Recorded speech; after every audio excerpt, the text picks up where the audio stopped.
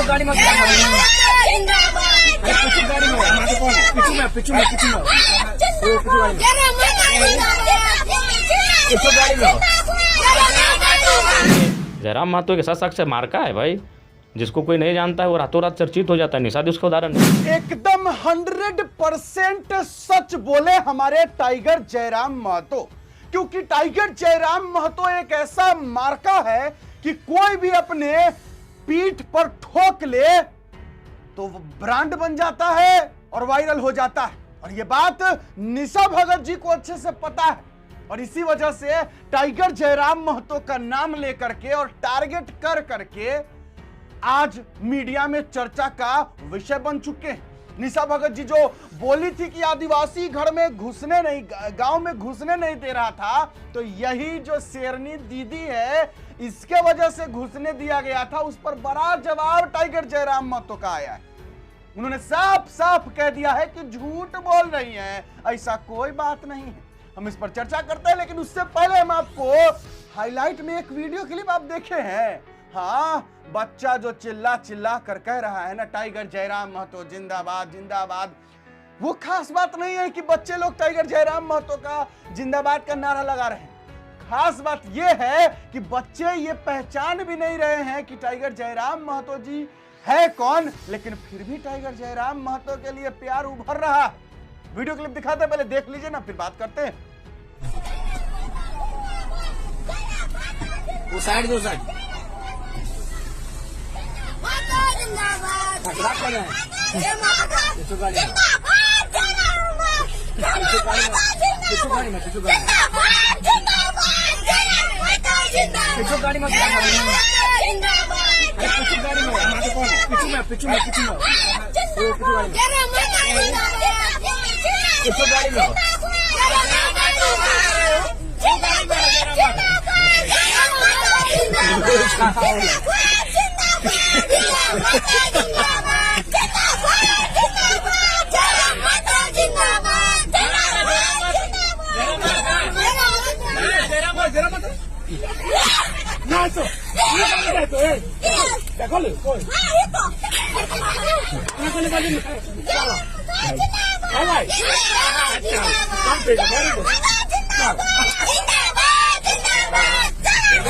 अरे आराम से आराम से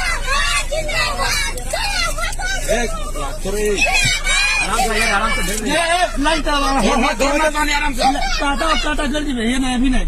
अगर आपने ध्यान से देखा होगा और गौर से देखा होगा तो बच्चे पहचान नहीं रहे थे कि टाइगर जयराम महतो आखिर है कौन। खुद टाइगर जयराम महतो जी कह रहे हैं कि पीछे वाले गाड़ी में है टाइगर जयराम महतो, पीछे पीछे, और बच्चा लोग जो है टाइगर जयराम महतो जिंदाबाद जिंदाबाद करते हुए पीछे जा रहे हैं।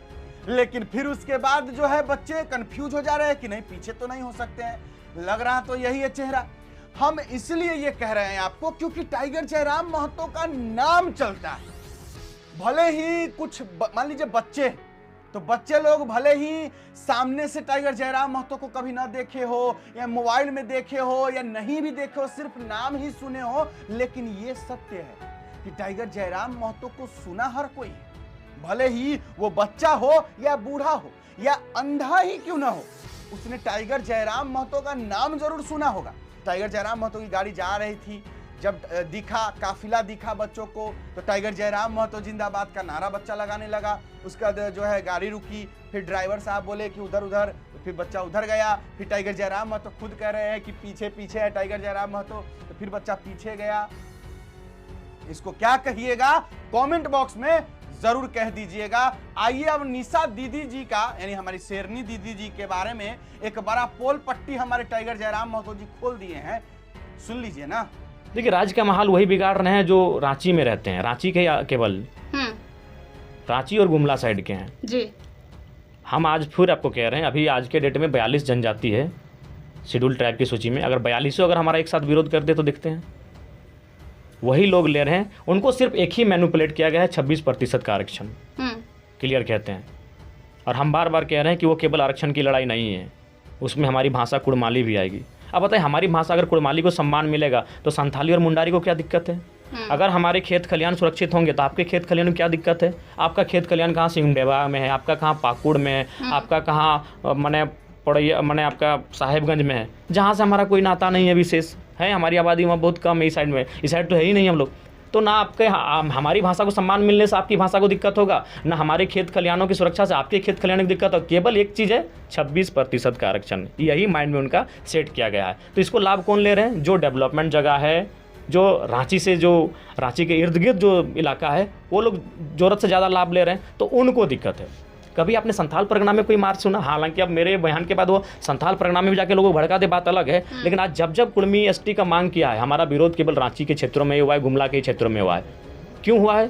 इसका कारण आप भी जानते हैं कि कुछ समूह, जो 42 में कुछ समूह, 3-4 समूह हैं जो विशेष करिए जो 26% का आरक्षण है उसका जोरदार लाभ लिए हैं। बाकी लोग दिखता ही नहीं। पहाड़ियाँ दिखाई तो कितने लोग नौकरी में हैं, क्योंकि उनको केवल एक ही चीज़ से मैनिपुलेट किया जाता है, 26% का आरक्षण। जबकि हमारी लड़ाई केवल उस चीज़ के लिए नहीं है, हमारी लड़ाई उसके अलावे भी है। अभी मैं और एक उदाहरण देता हूँ। आप जानते होंगे चिड़का धाम पुरुलिया जिला में, बोकारो जिला में, धनबाद जिला में हर कोई जानता है। और लेकिन ये कोई नहीं जानता है कि वो ओरिजिनल में किसका था। वो ओरिजिनल में कुर्मियों का भगता थान था, चड़क पूजा का स्थान था, लेकिन आज वो हमसे छीन लिया गया। तो मेरा भाषा तो खत्म हो ही रहा है, मेरी जो प्रकृति मैंने परंपरा है, मेरी जो धार्मिक मान्यता है, वो भी हमसे छीन रही है। तो मेरी केवल वो 26% के आरक्षण पे केंद्रित ना हो।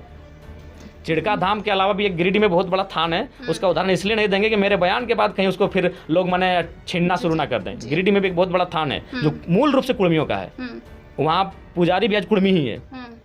निशा भगत ने कहा कि आदिवासी डुमरी में आपको घुसने नहीं दे रहे थे उनके। झूठ बात है जी, पूरा झूठ बात है। वो जब आई थी तो उनको हमने सब, वही केवल नहीं आई थी जिनका फर्स्ट राउंड में चुनाव हो चुका था। वो हर प्रत्याशी और हर वो चेहरा आया था, क्योंकि सबका फोकस था डुमरी बेरमो कि मेरा मैन लीडर जीतेगा तो हमारा पार्टी सर्वाइव करेगा। सब आया था और सब बेरमो में रहते थे। हमारे 4-5 जो पार्टी के नेता हैं उनको हम लोगों ने व्यवस्था अरेंज करने के लिए दिया था, और वो शेड्यूल बनाते थे कि फलाना दीदी को लेकर किन गांव में जाना है, फलाना भाई को लेकर किन गांव में जाना है। तो समाज के अनुसार, चूँकि झारखंड और भारत की राजनीति में आप समाज को दूर नहीं कर सकते हैं, तो अगर वो सवर्ण समाज का नेता है तो उसको किन किन सवर्ण गाँव में लेके जाना है, अगर वो तेली समाज का नेता है तो उसको किन किन गाँव में लेके जाना है, अगर वो आदिवासी समाज का नेता है, वो दलित समाज का नेता है, तो ये शेड्यूल बनता था। वो झूठ बोल रही, वो एक भी अगर वो इतना ही जानती है तो डुमरी का एक गाँव का वो नाम बता दे कि किस लोकेशन में है। एक गांव का डुमरी का वो नाम बता दे किस लोकेशन में, किस ब्लॉक में है और किस पंचायत में।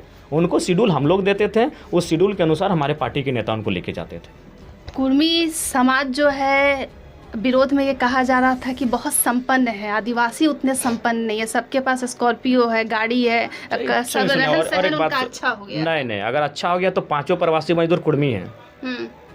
अभी नाइजर में आतंकवादियों ने जो अपहरण किया है वो 5 कुर्मी है। इसीलिए मैं कह रहा हूँ ना, कुर्मी के पास ऐसे भी उनको मरना है। आज लड़के मरे। आज कुर्मियों की स्थिति इस राज्य में, चूंकि कुर्मी ओबीसी है, ओबीसी का मतलब ना घर का ना घाट का। ओबीसी जो एक है ना घर का ना घाट का। 54% आबादी 14 में उसको डाला है। अगर कुर्मी को हटा भी दिया जाए तो भी आबादी ठीक रहेगी, और फिर भी उसका जो अनुपात है वो कम रहेगा। तो ओबीसी वर्ग में जो रहता है वो घर का ना घाट का, ना उसको कोई ध्यान नहीं देता है। या तो आप अपर में रहिए, चूँकि अपर में रहेंगे तो आप सक्षम है, IAS IPS आपका है, मीडिया आपका है, सारा सिस्टम आपका है। और अगर आप लोअर हैं तो आयोग है आपके लिए। लेकिन जो ओबीसी बन के बैठा है वो घर का ना घाट का। तो इसीलिए कभी कुर्मियों के दर्द को किसी ने दिखाया नहीं। 5 प्रवासी मजदूर कुर्मी हैं। अभी पिछले मेरे विधायक बनने के बाद जितने भी प्रवासी मजदूर मर के आए, और बहुत दुर्भाग्यपूर्ण स्थिति में मौत हो रही है। ये जो लड़का आपका मौत हो गया, लालमोहन महतो, ये हमारे विधानसभा का है, बच्चा भी नहीं हुआ है। क्या होगा स्थिति? ऐसा कई कंडीशन, 22 साल का लड़का, 24 साल का लड़का, 25 साल का लड़का। इस पर मैंने डेटा भी निकाला था, इसलिए डेटा निकाला था क्योंकि प्रवासी मजदूर का जो बहस था, मेरा ध्यान आकर्षण, उस दिन हमको बहस करना था प्रवासी मजदूर पे। तो मैंने कहा कि जितने प्रवासी मजदूर मरे हैं उनका डेटा लेके आइए, खासकर जो मेरा क्षेत्र है धनबाद, बोकारो, गिरिडीह, हजारीबाग का हिस्सा, तो उसमें 44 आया था, जिसमें 38 की 37 कुर्मी थे। तो अगर हम सक्षम है तो विदेशों में जाके मर रहे हैं। गांव से पलायन सबसे ज्यादा कोई हो रहा है तो कुर्मी हो रहा है। तो ही तो बोल रहे हैं कि आप बता दीजिए हम कैसे सक्षम है और कैसे हम संपन्न हैं। और जहां तक आप बात कर रहे हैं संपन्न होने का, तो देखिए तनी हर जितने भी समूह है सब समान नहीं है। हमारे बगल में बिरहौर हैं, बिरहौर समाज के लोग हमारे तुपचाची में हैं, आप उनकी तुलना संथालों से करिए तो हमारे तो चाची वहाँ हमारे गांव के बगल में संथालों उनसे हमारा अच्छा संबंध है, सब हमारे। लेकिन आप तुलना कीजिए तो संथाल समाज इधर है और इधर बिरोर समाज है हमारे तुपचाची में, दोनों है। तुलना कीजिए तो ये लोग PhD तक पहुँच गए हैं, वो लोग मैट्रिक पास तक नहीं पहुँचे हैं। बिल्कुल, तो इसीलिए तुलना नहीं हो सकता। हर एक ट्राइब दूसरे ट्राइब से तनिक कुछ ना कुछ भिन्नता होती है। और देखिए, सबसे पहला बात एक गलत मैसेज दिया जाता है कि कुर्मी लोग क्या आदिवासी से शादी करेगा। अरे भाई, मुंडा संथाल से शादी नहीं करता है, उराव मुंडा से नहीं करता है। ट्राइब का मतलब वो अपने में करता है। कुर्मी ट्राइब कुर्मी में ही शादी करेगा, संथाल ट्राइब संथाल में ही शादी करेगा, मुंडा ट्राइब मुंडा में ही शादी करेगा। 75 साल हो गए, बताइए तो उराव मुंडा का शादी हुआ है क्या? संथाल पहाड़िया का शादी हुआ है क्या? बिरोहर बिरजिया का शादी हुआ है क्या? भोक्ता गंजू का शादी हुआ है क्या? हो और कोल का शादी हुआ है क्या? नहीं हुआ है। क्योंकि पहला बात ये उलूल जुलूल में अंधेरे से नहीं होगा। ट्राइब का नियम यही है कि अगर मुंडा ट्राइब है तो मुंडा में ही शादी करेगा, अगर ओराव ट्राइब है तो वो ओराव में ही शादी करेगा, तो कुर्मी ट्राइब है तो कुर्मी में ही शादी करेगा। आदिवासी विरोध से क्या लग रहा है आपको कि आपकी आवाज़ को दबाने की कोशिश हो रही है ताकि आप कुर्मी? मैं तो आज पुनः कहूँगा, नहीं देखिए, हम तो पक्ष कोई भी अगर शोषित का पक्ष नहीं लें तो किसका पक्ष लें? हम तो आपको स्पष्ट आप बता दिए कि आप ये जो पूरा प्रकरण हो रहा है जयराम जी, क्या लग रहा है कई लोग ये आपको साबित कर रहे हैं कि बस आप कुर्मी लीडर नहीं जी, समाज के ये नेता हैं। कोई काहे साबित करेंगे? बोले तो हम जब हम बाकी समाज की बात करते हैं तो हम उस समाज का नेता नहीं कहलाते हैं। अगर कुर्मी संपन्न होता तो हम खुद बोलते हैं कि भाई अभी हम लोग नया नेता बने हैं। सबसे शोषित अगर आज राज्य में है अपनी स्थिति के अनुसार तो कुर्मी है। अब रांची में जाके सर्वे कीजिएगा तो रांची में तो हमसे रांची में अगर सबसे बेहतर तो उराव समाज है। उराव को तो आदिवासी का भूमिहार कहा जाता है जी। मैं देखिए, मैं किसी भी समाज के खिलाफ शिकवा गिला नहीं रखता हूँ, लेकिन जो तथ्य और जो तर्क है उसको स्वीकार कीजिए, जो सच्चाई है। उराव समाज को, आदिवासियों के उराव समाज को हिंदू में जो भूमिहार समाज की स्थिति है, जो राजपूत समाज की स्थिति है हिंदुओं में, उनको कहा जाता है कि उराव तो आदिवासियों का भूमिहार है। तो जाइए ना रांची चेक करिए किनके IAS IPS किनके सबसे ज़्यादा है, कुर्मियों के हैं कि उरावों के हैं? BDO CO किनके ज़्यादा है, कुर्मियों के हैं कि उरावों के हैं? तुलना कीजिए, एकदम तुलना कीजिए, बिल्कुल तुलना होना चाहिए।